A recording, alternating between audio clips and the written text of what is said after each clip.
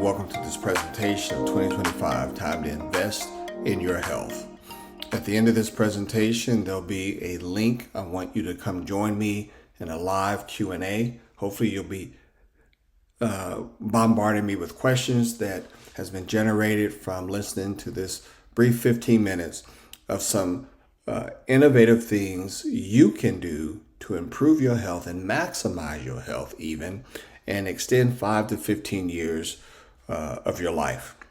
Doesn't matter what disease process you may be dealing with.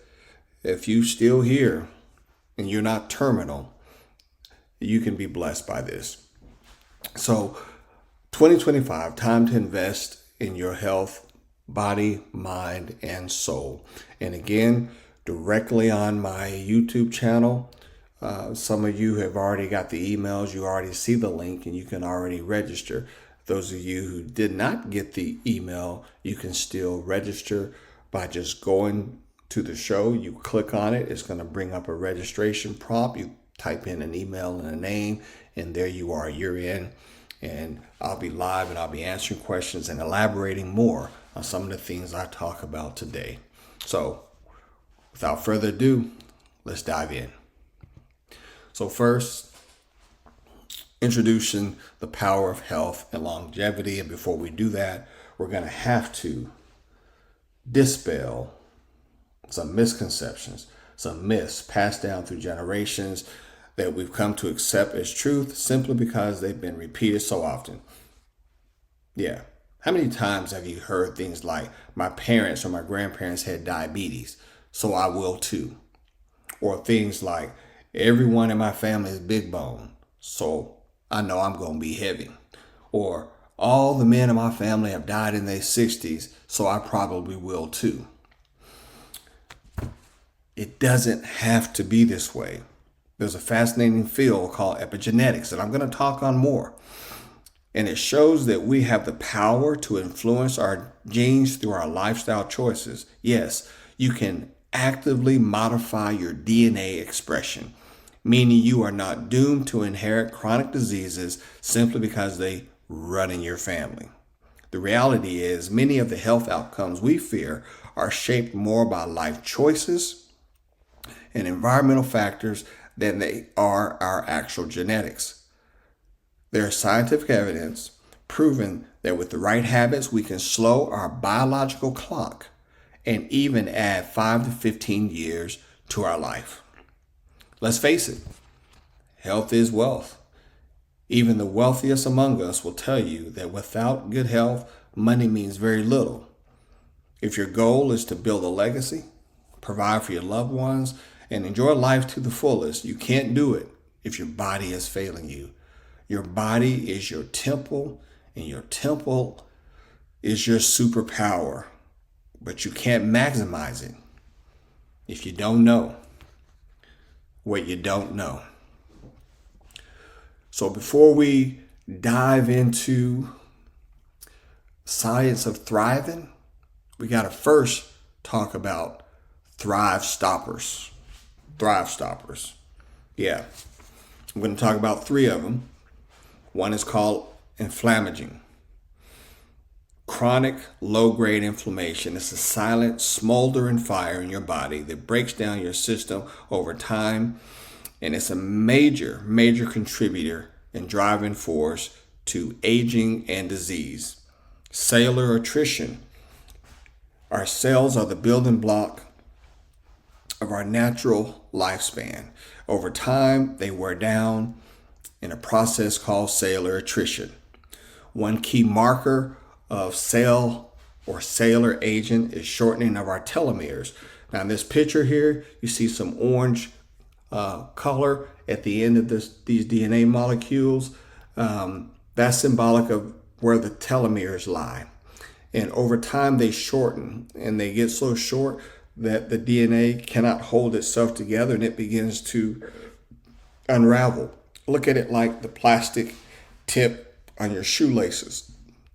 When those unravel, those shoelaces are not as functionable as they once were as it comes to tying your shoe, and your shoes staying tied together well. Think of it as the person who gets their hair braided.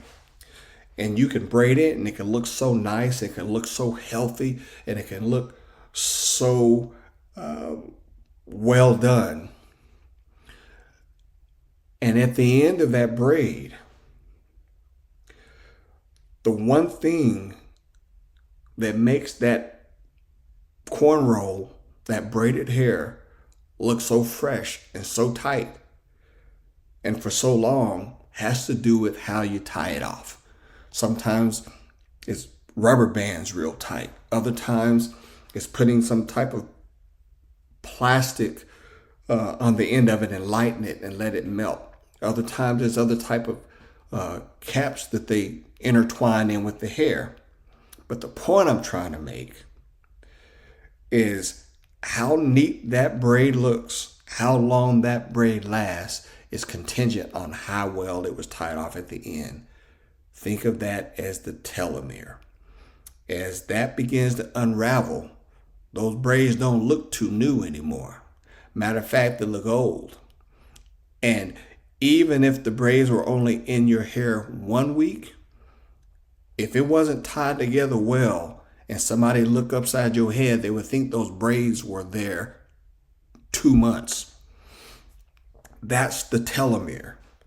Some of our biological age is 10 or 15 years older than our chronologic age simply because of wear and tear on our body and life choices that did not protect our DNA caps, hence our telomeres.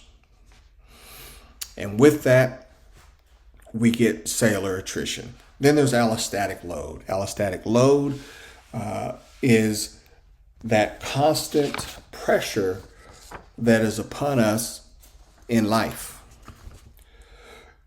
It's physical, emotional, and environmental.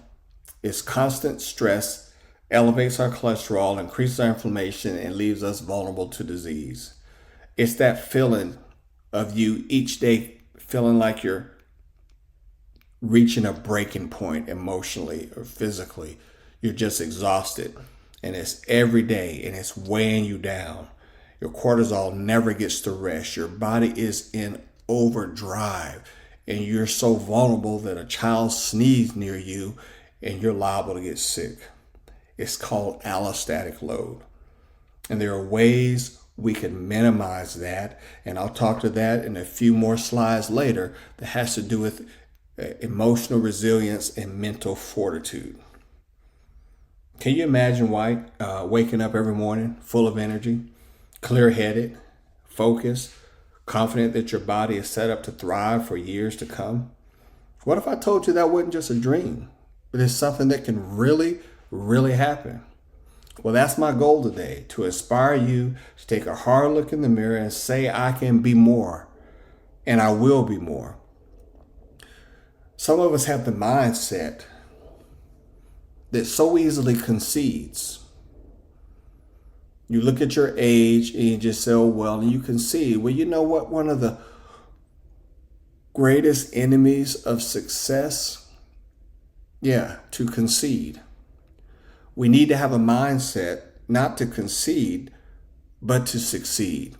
And understanding that in order to succeed, there's going to have to take some life changes. As we get into, what can we do about it? We got to first deal with this thing called obesity. Obese in and of itself is a inflammation generator. And especially when that fat is around our visceral organs.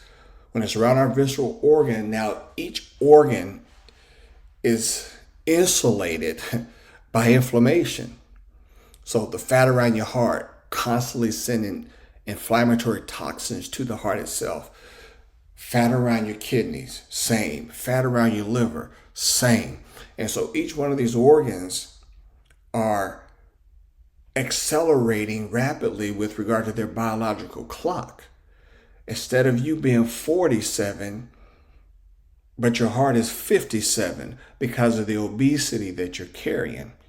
Instead of your kidneys being your chronologic age of 50, they're 65 because of the chronic inflammation that's being bombarded on your kidneys. And you have to understand that when there is cellular attrition and the cells are stressed, then they cannot make healthy tissue. And if the tissue is stressed, it cannot make healthy organs. And if the organs are stressed, they cannot bring about a healthy organ system. And if an organ system is unhealthy, then subsequently you have an unhealthy body whose lifespan has been drastically reduced. That's how that works. And here we are with what we can do about it. As I talked about, there's epigenetics. We've talked about those are different things we can do in our life, different things we can embrace, different things we can implement, whether it's exercise, whether it's diet changing. One of the things is diet. Matter of fact, I talked about inflammatory versus non-inflammatory foods.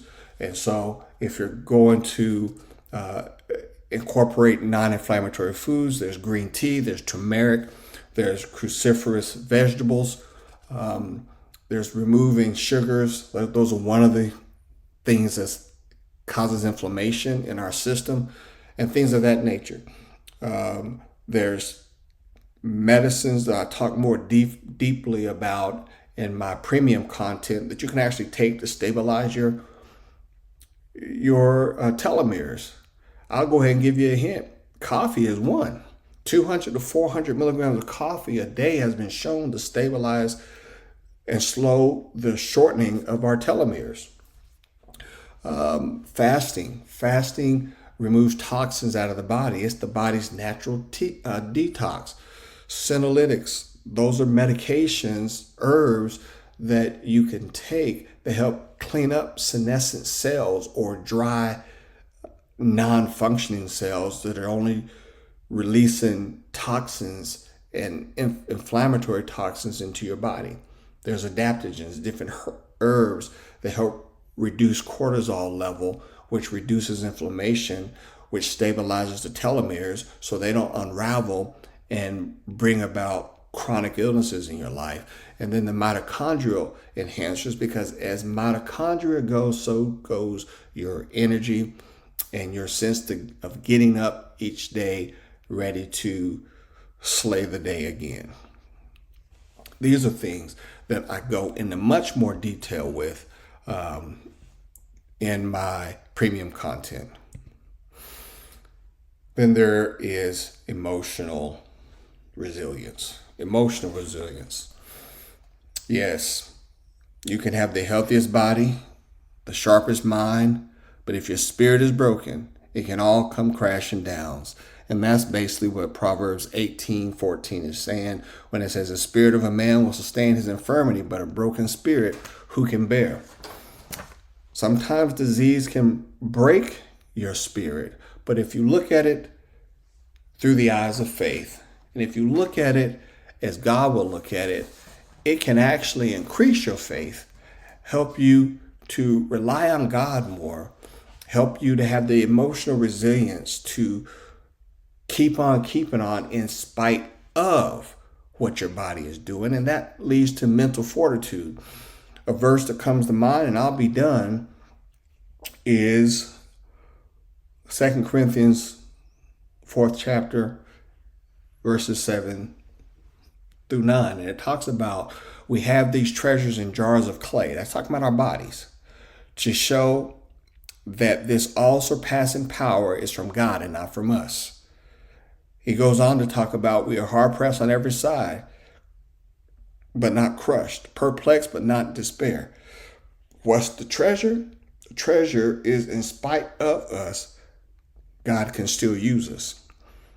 Trouble don't last forever, but it may last to serve His purpose. Things that go on in our lives may be a head scratcher, but should never be a cause of hopelessness. And then oftentimes we're persecuted but not abandoned. Sometimes God may allow persecution to come your way to build emotional resilience, build mental fortitude, so that you don't have that so easily to quit attitude, but you can forge through whatever the complication is. And you may find out that persecution runs us out of something and towards something. Maybe you're being persecuted out of a situation because that situation was so toxic, so tormenting, that it was robbing your joy and your peace, and your cortisol was staying up in the process, and your inflammation was staying at an all-time high and slowly killing you softly. And God was running you out of a situation into a place of peace. Then there is the fact that we sometimes are struck down, but then we're not destroyed. Yeah. Illness can do that to you. Ask Job. Job was beat down, had a lot, good man. But he found out after his struggles with his health that on the other side of that, he could even be a better man. Paul, one of the greatest theologians of his time, even had the power to heal people, even had the power to raise one man from the dead, but yet had a sickness that he couldn't shake himself. So he went to God multiple times about it, and eventually God told him, my grace is sufficient. Sometimes God won't totally free us from an illness because the illness is what's keeping us close to God. Did you catch that? God knows us better than we know ourselves to know that if he totally allowed our health to be perfect, we would forget him and lose our own soul. And he would rather you go into heaven maimed than into hell whole. Did you catch that? I hope you did. But there you have it. There's the link. The link is for you to come right on in live, and we'll talk more about whatever there is that we need to talk about. And then with the link, I hope there was questions. I hope you took some notes. We got maybe 3 or 4 minutes. I'll be more specific based on the specificity of your question, and I'll give you actionable answers to help you with whatever it is that's standing in your way. Just allow me to be as forthright and honest as you would expect anyone else to be with the questions that you have. Register, give an email, give a name, and come join me. Thank you, and I'll see you on the other side.